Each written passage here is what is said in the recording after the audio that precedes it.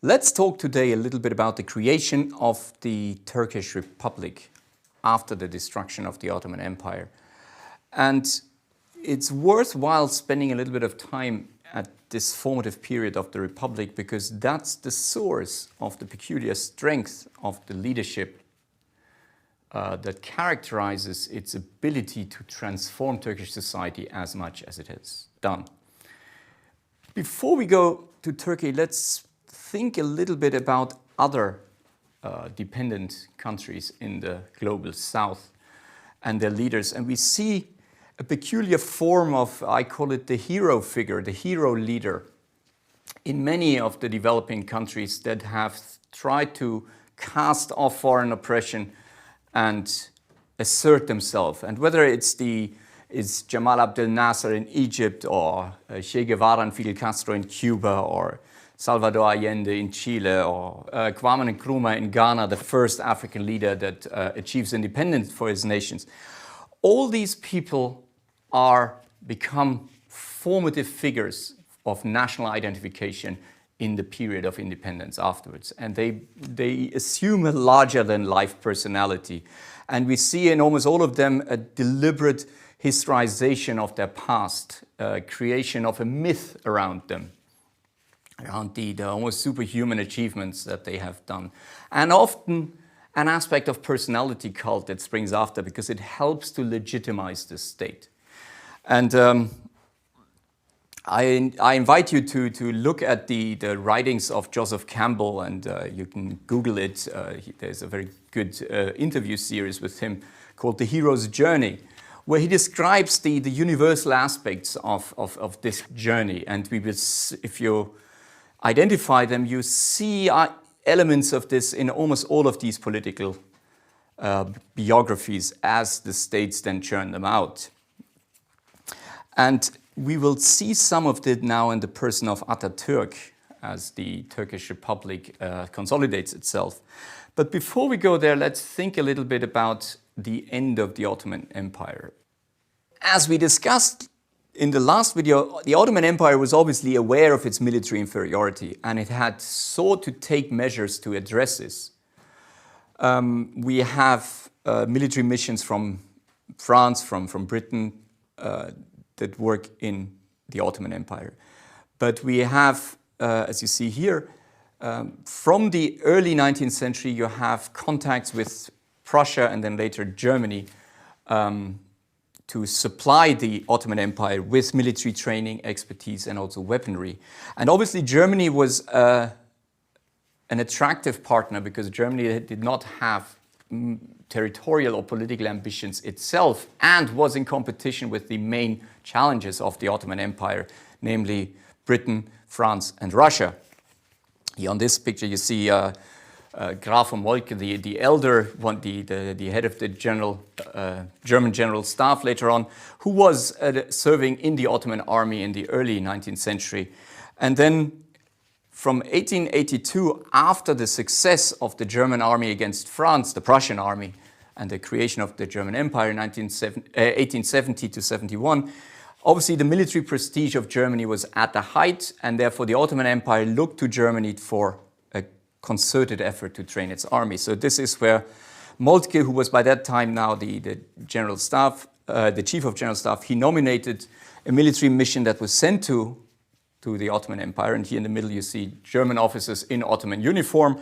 And on the left you see General von der Goltz Pasha, as the Ottomans called him, who was the head of the first military mission in Germany from 1882 onwards. That military mission sold the Ottomans lots of armaments. It began the creation of railways, create the disciplining of the Ottoman army.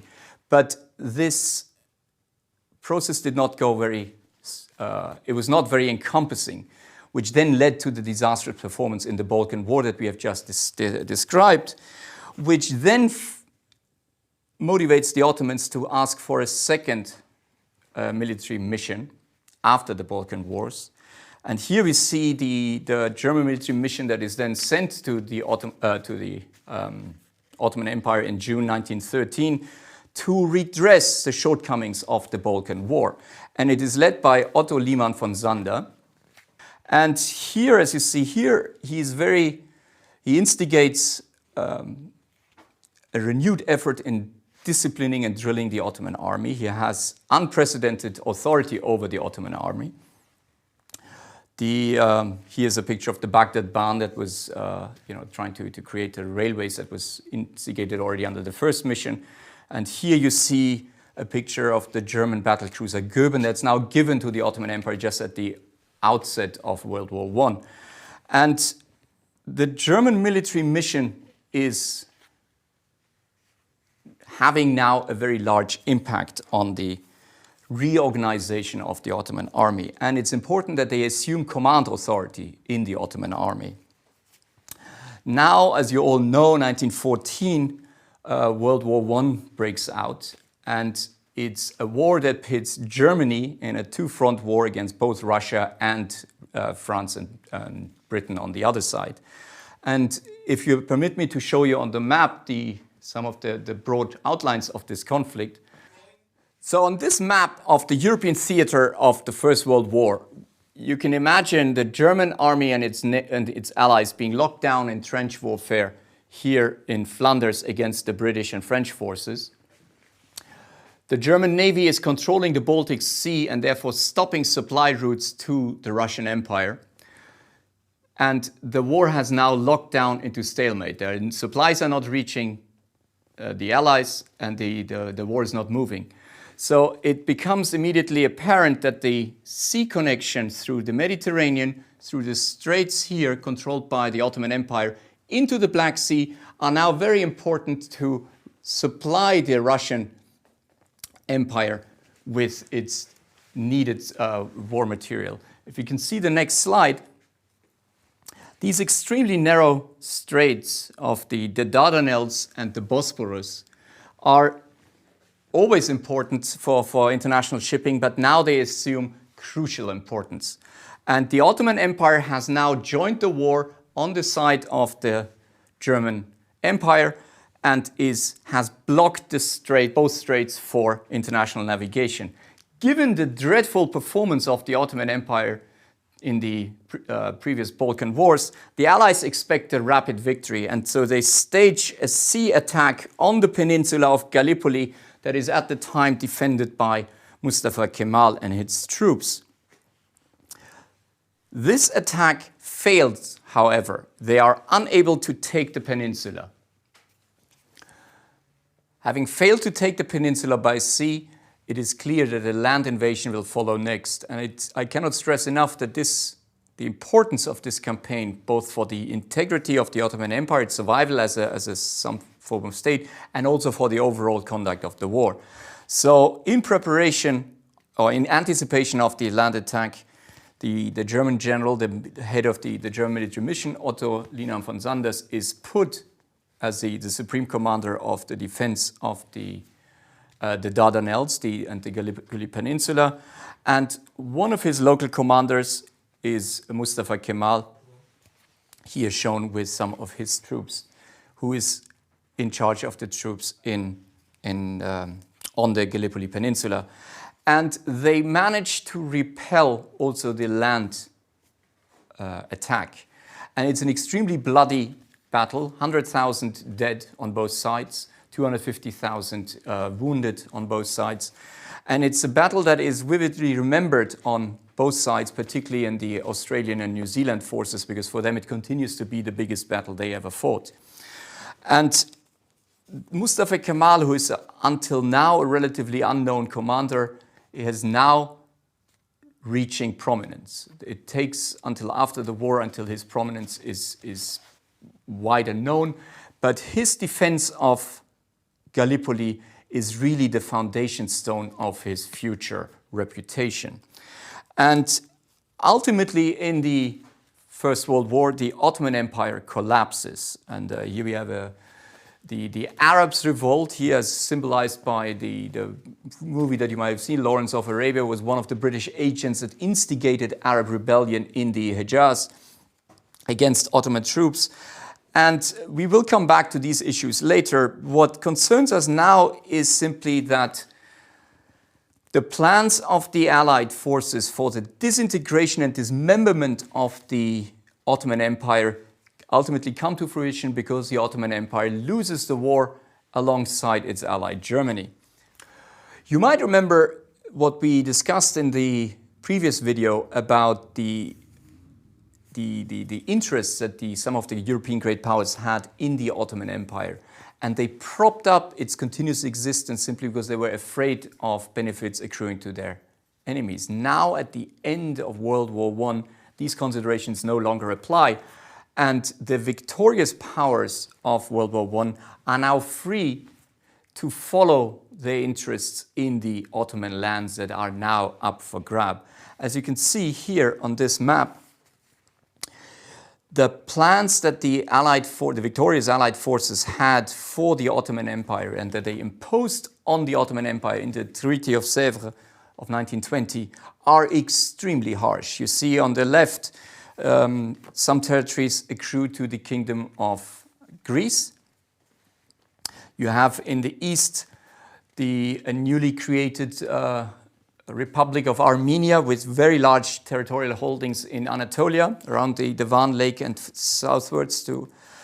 And you have the territory set aside for a future Kurdish state after a referendum. And until that Kurdish state is to be created, these territories would be under the influence of the mandate power Britain and France that will be getting, and we will get to that later, the territories of today's Syria and today's Iraq as mandates.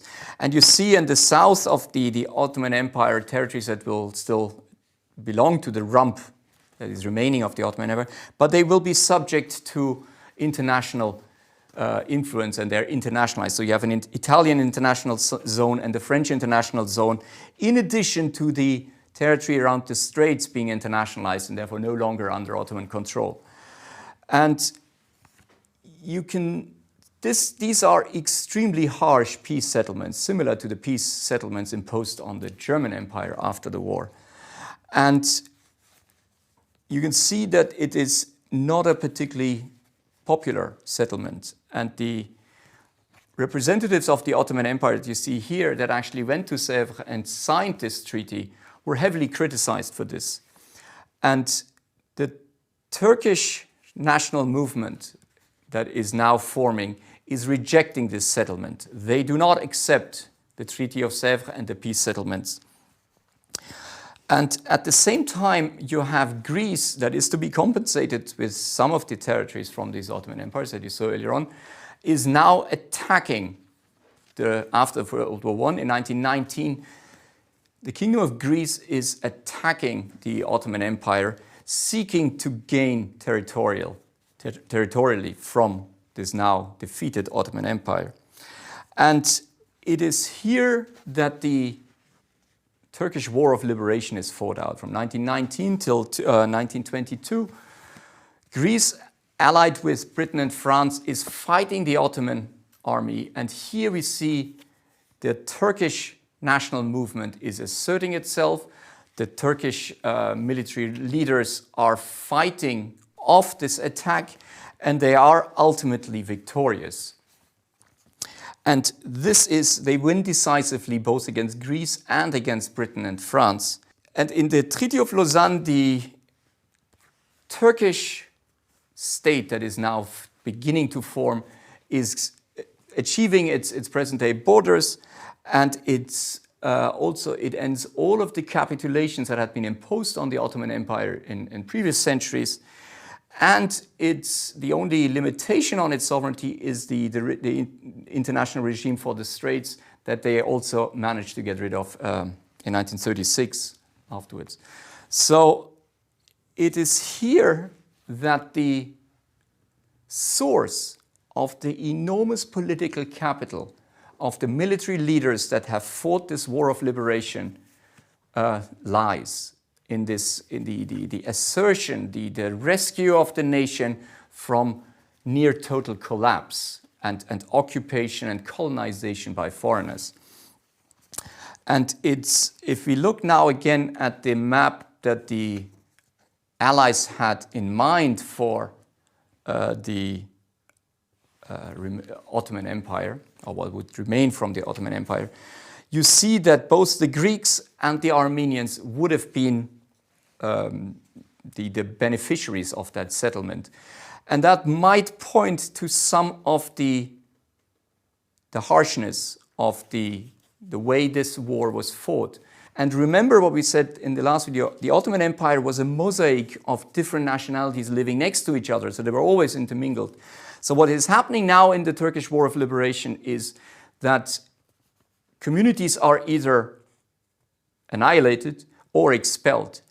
And the Treaty of Lausanne formalizes this. So we now have population exchanges particularly between Greece and Turkey. 1.5 million Greeks are expelled from now Turkish territories, and about 500,000 Turks are expelled from now Greek territories. So the populations are disentangled and ethnically homogeneous areas are created.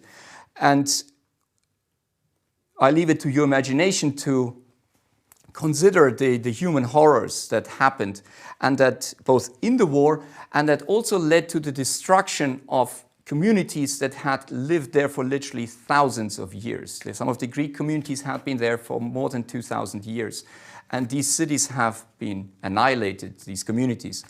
And so for the Greeks, this is it's described as a catastrophe. For the Turks, this is the beginning of their national life as a new Turkish nation. And this background, with the Armenian genocide, with the population exchanges, and we need to remember that it's the miseries on both sides. We cannot say that it's only one side that is committing these atrocities. But here lies some of the viciousness of the nationalist rhetoric and the hostilities that continue to dominate political life in the region. What is important now for us is to look that it is here that the Turkish Republic assumes its borders. It is here that the nationalist myth of Turkey as a new republic, as a new nation exists, and it is created. And it's a myth that assumes, as we will discuss in the next video, when we talk about the Kemalist principles, it assumes a common nationality, a common identity, a common language of everybody who lives there. We will have throughout the 20th century massive problems with the refusal to recognize Kurdish identity, and also, as I just described, we have a massive problem with acknowledging some of the atrocities that happened in this war by the Ottoman and later Turkish troops. Precisely here we see images attributed to the Armenian genocide.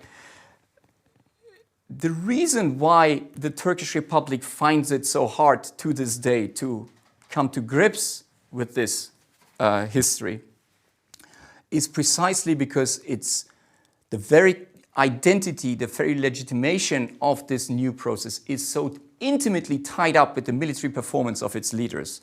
And it is difficult for people who are unaware of this history to understand the degree of reverence expressed particularly to the figure of Mustafa Kemal, later called Atatürk. Here we see a picture of him in a classroom, and virtually every classroom in Turkey, virtually every public office building, every office room will have a picture of him. He's on every banknote. He is absolutely omnipresent, precisely because he embodies the very beginning of Turkishness as a new nation springing out from this old. But it also applies to some of the other military leaders that then assumed important position in state, army, and society in the creation of the Republic. So it is here where the grounds for the massive nationalism that defines the Turkish state and Turkish society throughout the 20th and 21st century now lies. It's in the beginning, in the national myth that is surrounding the War of Liberation, and it's the founding history, so to say. And it's what we will also mention in the next video, is what Nietzsche calls a usable past. Here it is at this time where the national narrative is created, and that's why it is felt to be so damaging to smear this national narrative and the figures who were responsible for it.